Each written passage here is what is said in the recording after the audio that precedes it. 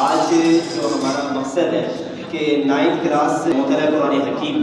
جو آپ کا لازمی سبجیکٹ ہے، تو کس طرح ہم اسے ایسرو پیٹرن پہ بورڈ کے پیٹرن کے مطابق کس طرح ہم اسے کلیئر کر پائیں گے۔ تو ہمیں سے اکثر اسٹوڈنٹس کا یہ کوشچن باقی رہتا ہے کہ اس سبجیکٹ کو کیسے کلیئر کیا جائے اور اس کے جو پورے 50 مارکس ہیں وہ ہم کس طرح حاصل کر پائیں اور بورڈ کا پیپر کس طرح ہمیں کلیئر کرنا چاہیے۔ بیٹا چونکہ آپ اس بات کو بخوبی جانتے ہیں کہ آپ کے پاس جو مطالعہ قرآن حکیم یہ 9th کلاس کا جو سلیبس ہے 17 صورتیں آپ کے سلیبس کا حصہ ہے 17، اور ان 17 صورتوں میں تقریباً 1400 آیات کریمہ آپ کے سلیبس میں شامل ہیں، اور یہ تمام آیات کریمہ اور یہ پوری بک یہ جو سلیبس ہے یہ آپ کو ایسرو پیٹرن کلیئر ہونا چاہیے تاکہ اچھے طریقے کے ساتھ آپ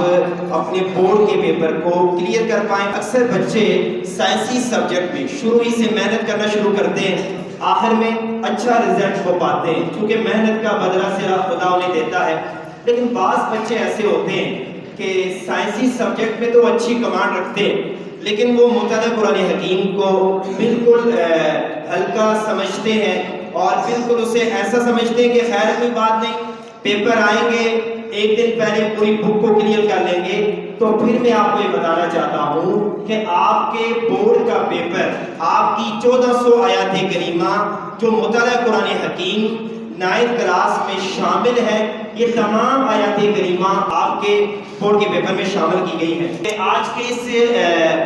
ٹاپک میں جو بنیادی موضوعات ہیں وہ یہ ہیں مطالعہ قرآن حکیم، اس کے پڑھنے کا مقصد کیا ہے۔ اللہ کی رضا وہ تو ہے ہی ہے، ہم سب کی نیت یہی ہے کہ ہم اللہ کی کتاب کو سمجھ لیں، قرآن پاک کو سمجھ لیں اور اس پر عمل کر سکیں جو ہم سب کی اپنی نجات کا ذریعہ بن سکتی ہے۔ لیکن اسی کے ساتھ ساتھ جو بورڈ کا پیپر ہونے جا رہا ہے، یہ بورڈ کا پیپر ہم کس طرح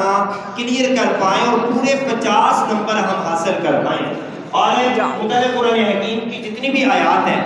یہ تمام تر آیات کیسے کلیئر ہوں، تو اس کے لیے ان 1400 آیات کریمہ کی لفظی ٹرانسلیشن، اس کا سمجھنا، لفظ کی پہچان یہ بہت ضروری ہے۔ اگر آپ کو کسی لفظ کا معنی نہیں آتا تو آپ سمجھ لیں کہ رٹا لگانے کی وجہ سے آپ کسی بھی صورت آپ اپنی بک کو، اپنے سلیبس کو، اپنے سبجیکٹ کو یا بورڈ کے پیپر کو کسی صورت کلیئر نہیں کر پائیں گے۔ اور لفظ کی پہچان کے ساتھ ساتھ آپ کو آیات کا معنی بھی آنا چاہیے، با محاورہ ترجمہ یہ بھی آپ کو سمجھ آنا چاہیے۔